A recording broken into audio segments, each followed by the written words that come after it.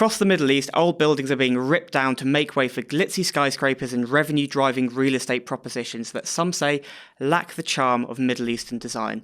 And that's the topic of today's podcast, why heritage architecture is more important than ever before. I'm joined in the CW studio again by Jumana Abdel-Razzaq. Good to be here. And today we also have a special guest, Middle East architect, editor Rima Alsammarae, who is going to share a little bit more insight on the topic and whether or not we're at risk of losing our architectural heritage here in the Middle East.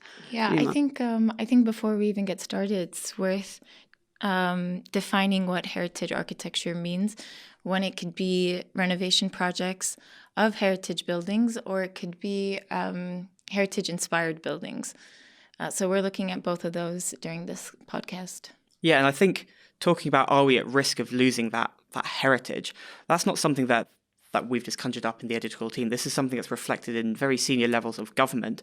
Kodar Al-Dar, the technical affairs director of the Dubai Land Department, has even told us that we risk losing our architectural heritage by demolishing old buildings. And we are seeing across the Middle East buildings being demolished. Is that correct? Yeah, I mean, I think the Middle East has a really long history with architecture. So there are different movements, obviously, that have been experienced internationally that were also experienced in the Middle East. So if you look at modernist buildings in Iraq, we're facing a lot of their demolition. Mm-hmm. Buildings here, we have heritage buildings that are, well, now they're being renovated, thankfully, but there was a period of time where a lot of old housing prototypes were being demolished for the sake of building up new developments. And I think as well, it's a real challenge the whole time to balance the push to be this greatest city in the world that the Dubai wants to do. And of course, the UAE wants to become one of the leading countries in the world. And to do that, you need modern infrastructure, you need cutting edge buildings, you need billion-dollar projects.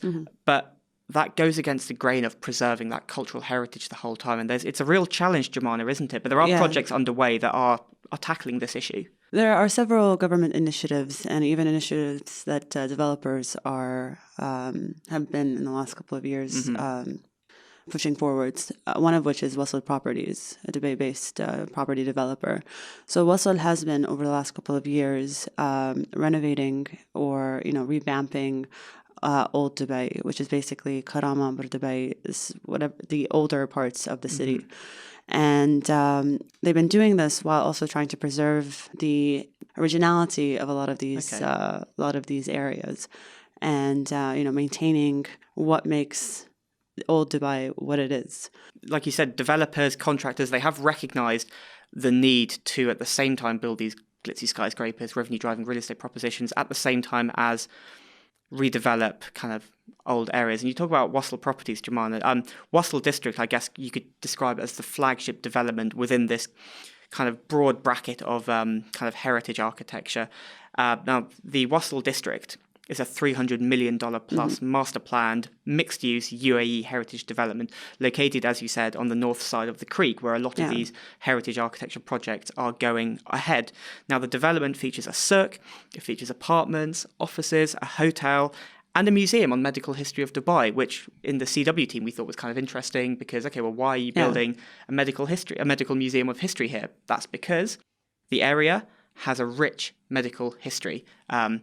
Dating back to the time when Dubai was a city of pearl divers and a kind of a regional trading hub.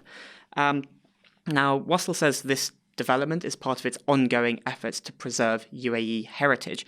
And it's not really the only project underway at the moment. You've got Goodwin Austin Johnson that recently completed the design of El Saif, which is a cultural tourism development on the Dubai Creek as well.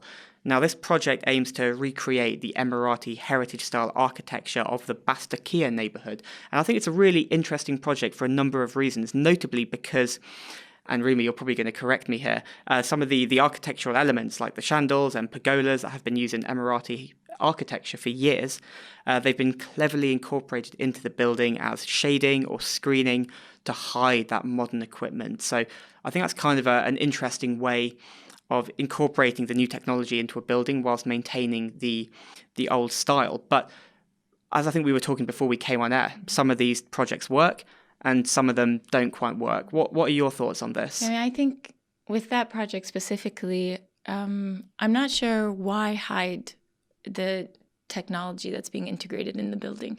Where in 2018 now, we can take principles of local architecture, vernacular architecture, and apply them with modern technology. There's no need to pretend like we're living during the Islamic era. There's no need for that. So I think if you look at a lot of the heritage-inspired projects, you see haphazard application of Islamic architecture elements, like they're incorporating ornamental patterning on the facades. Okay. And if you look at local architecture, meaning architecture in the UAE, the ornamentation's on the inside of the building. It's not on the outside. And the same can be said for balconies. Balconies are not used. Courtyards are used. But you see these heritage-inspired projects that have, each apartment has a balcony. So I think it's one of the strange things that's happening right now. Right, and okay. A lot of architects are looking to correct.